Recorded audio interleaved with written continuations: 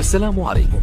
لا تنسوا الاعجاب بالفيديو والاشتراك في القناة تشجيعا لنا لنستمر بنشر المزيد إن شاء الله.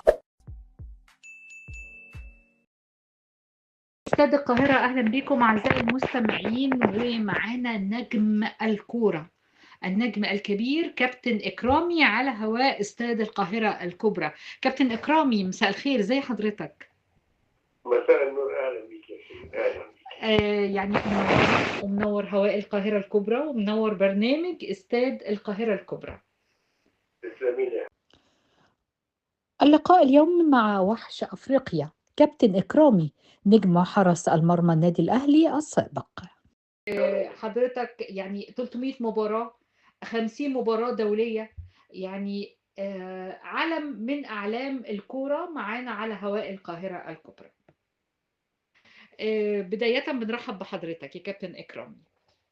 اهلا بيك يا سيدي. أهلا بحضرتك. يعني ناخد من النهاية، كان في امبارح لقاءات الدوري المصري بين الأهلي وسيراميكا وبيراميدز والزمالك، يعني تعليق حضرتك على هذه المباريات. والله طبعا يعني انا كنت متوقع طبعا فوز النادي الاهلي على سيراميكا، لكن الاداء ما كانش على المستوى زي الثلاث مباريات اللي اتأهلت فيه دوت يعني. لكن الحمد لله النادي الاهلي قدر يحقق الفوز على سيراميكا ويحتفظ بصدارة الدوري المصري. بالنسبة لمباراة ألو. ايوه ما سامع حضرتك يا كابتن إكرامي، اتفضل.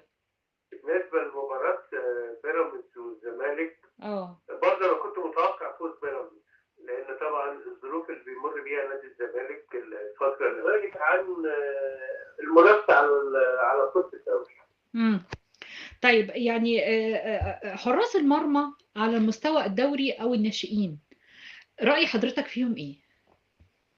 والله بص، هو للاسف ان حراس مرمى الفريق الاول في مصر دلوقتي مستواهم متذبذب جدا. يعني ممكن يبقى في مباراه سوبر، وبعدين يجي المباراه اللي بعديها يبقى مستوى اقل والكلام ده.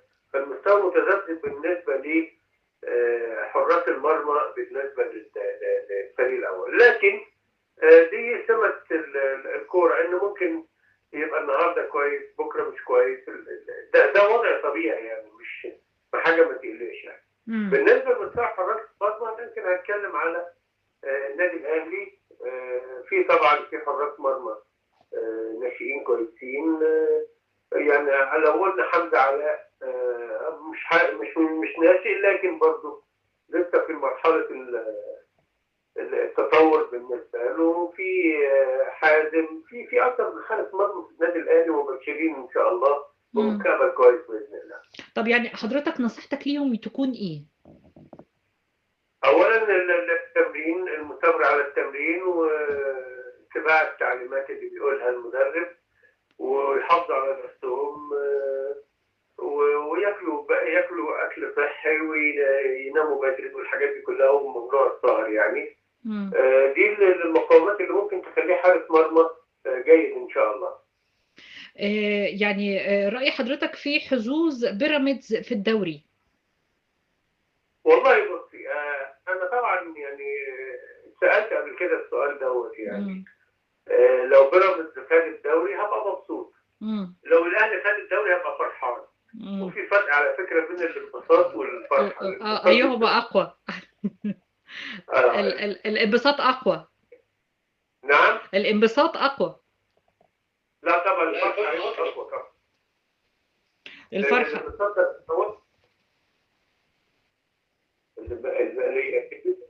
ده بيبقى لحظي اوقاتي، لكن الفرحه دي مستمره يعني. لكن انا شايف انه ممكن لا انه ممكن يكون له حظوظ. بس انا شايف ان النادي الاهلي ان شاء الله مش هيقدر يفرط في القمه، والمباراتين اللي جايين ان شاء الله الاهلي يحسمهم ويحتفظ بلقب الدوري ان شاء الله.